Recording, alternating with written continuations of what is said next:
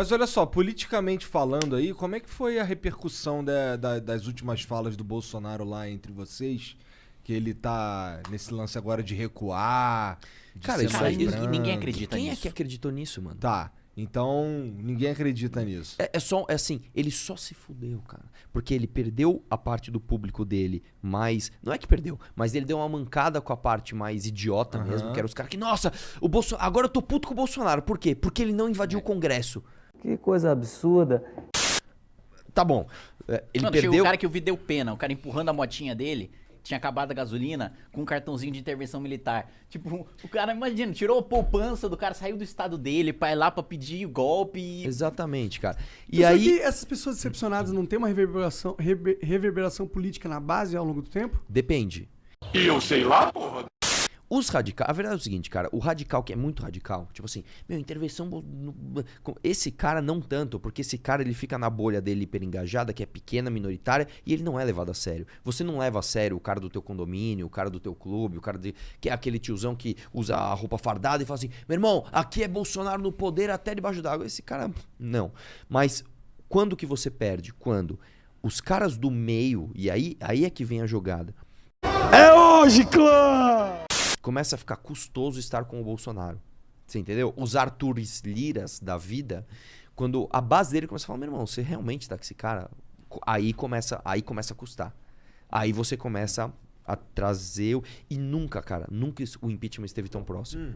Nunca. E essas falas do Bolsonaro não são uma resposta ao discurso do Arthur Lira, que é quem pode fudê-lo de verdade abrindo lá os processos de impeachment? Acho que é a resposta do discurso do Fux, Vagabundo. que deixou claro que era crime de responsabilidade e o Supremo, e o Fux, o presidente do Supremo, é quem tem na pauta, vamos lembrar, os processos do Arthur Lira também. Que é réu, né? É sempre bom lembrar na Lava Jato, no O quadrilhão do STF PP. comanda o Brasil hoje em dia? Não comanda o Brasil, parte, sim, mas tem muito poder sobre o Brasil. Bando de burguês safado! Hoje ele é mais do que um STF deveria ter, né? Mais, sem Muito dúvida mais, nenhuma. Muito mais. Estruturalmente, qual é a reforma que a gente deveria buscar? O Quinha, na verdade eu aprendi isso com o Quinha, tá vendo? Uma coisa que eu aprendi com você. O STF... Uma coisa? O STF não deveria ser... não devia estar dentro do Poder Judiciário. Você não deveria poder recorrer por STF casos concretos. Então, por exemplo, o cara que roubou a bermuda, lembra? Que foi no STF. Isso não deveria chegar lá. É verdade.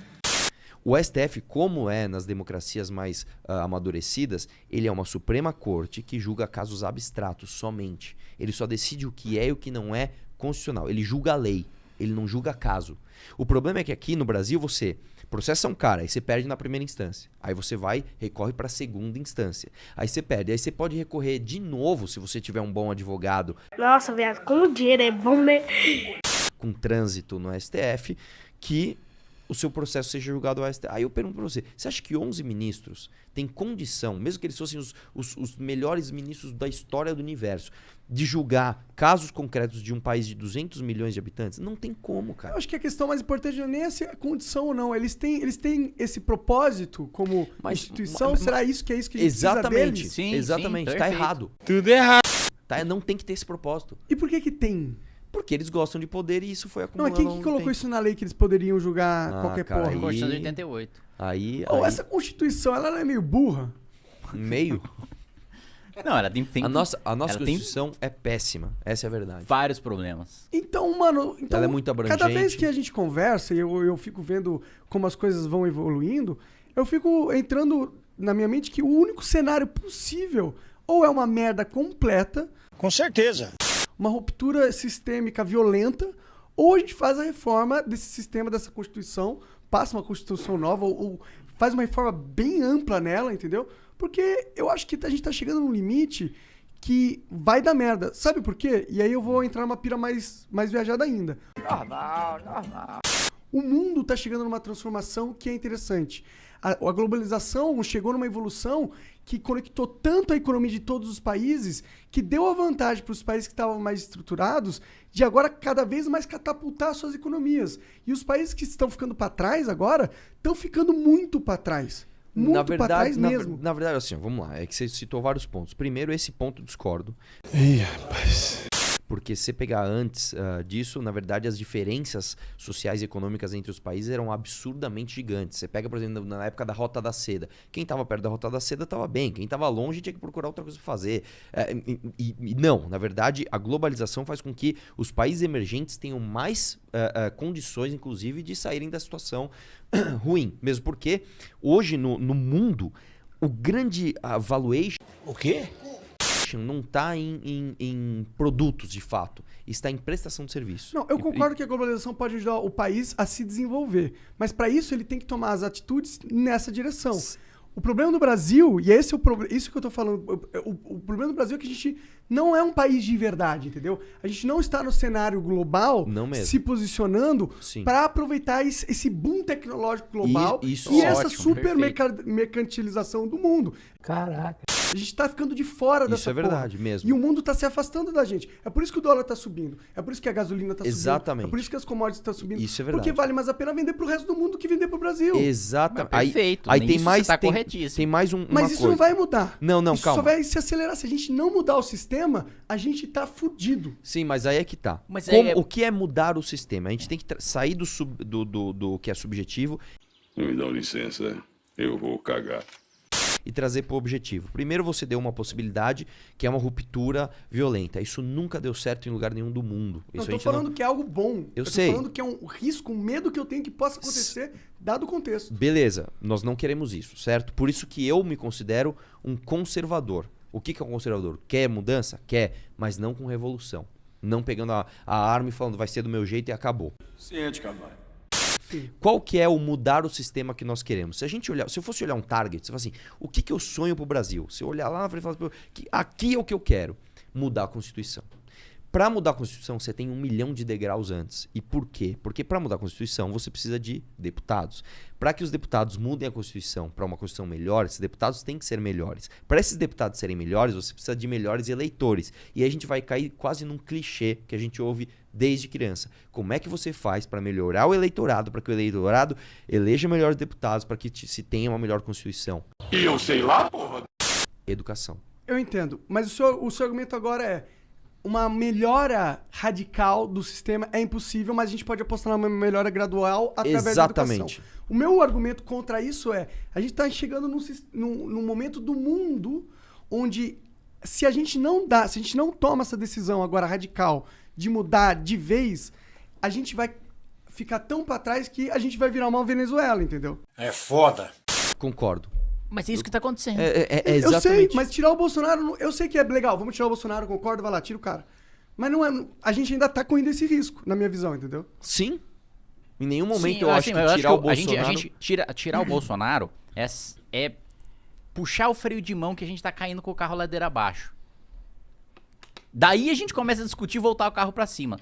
Agora eu saquei! Só que parece que eu fiz uma saudação nazista aqui. Certamente que sim. Nossa, é verdade. Me mandou um assim. Não, a saudação nazista é pra cá. Não é Você pra fez cá. assim, o negócio assim, nada a ver. Eu fiz assim. É o Usain Bolt. Tá muito preocupado com a imagem. E... puxar o freio de mão pro carro parar, pra gente parar de cair. Que a gente tá indo pra trás. A gente tá perdendo coisa, conquista histórica, tipo plano real. Que é o teto de gastos, coisa básica, assim, que a gente não deveria estar sequer discutindo mais. É verdade. Né? Regra de ouro, coisa que, porra, ficou no Fernando Henrique já. Criação de empresa estatal, enfim, negócio bizarro. Então, primeiro, estancar essa destruição que está sendo promovida. O Bolsonaro, a gente faz piada que o Ciro Gomes quer imprimir dinheiro, mas o Bolsonaro expandiu a base monetária no ano passado em 50%. Então, tipo... Traduz pra mim, o que é isso? Expandir a base monetária. Imprimiu dinheiro. Complicou. 50% do dinheiro que já existe. Em circulação, em notas. Exatamente, em nota. Lembra do Lobo? Lembro. Ah, foi isso. Tá lá também, tá no meio. Tá aí até agora, só que nunca começou a circular, porque a gente tá numa miséria tão gigantesca Tem 200 reais, né? que o cara não vai trocar R$200 no dia a dia. Então, tá inflacionado, a moeda tá estourando. Juros também vai ficar caro pra gente conseguir dinheiro emprestado pra começar a pensar desenvolvimento. É, só bagunça. Educação, você nem sabe quem que é o ministro da Educação. O primeiro ministro da Educação não sabia falar português, que não era brasileiro. O outro era brasileiro, mas mesmo assim não sabia falar português também. Então, o outro falsificou o currículo. Esse aí diz que... como é que é mesmo? falou uma série de absurdos Quem, ali. o Falou. Weintraub ou... De quem que você tá falando? Desculpa, eu perdi. Agora eu já cheguei no Milton. Não, continua aí. Por que você riu do Milton? Só Não, porque o nome dele é Milton? continua. Você acha engraçado o nome Não. Milton? Que onda é essa, meu irmão? Querendo cancelar a massa, Arthur. Chegou no sujeito que tem a menor noção do que tá fazendo. Ministério da Saúde, porra, um cara que ficou... Olha só. É bom que as pessoas tenham noção, né? Quando a gente fala do atraso de vacina, não sei o que lá. A Pfizer mandou lá um e-mail em março. Do e-mail em março, a primeira desculpa era de que o cara não tinha recebido o e-mail. Aí a Pfizer falou, não, mas 3 dias depois eu liguei.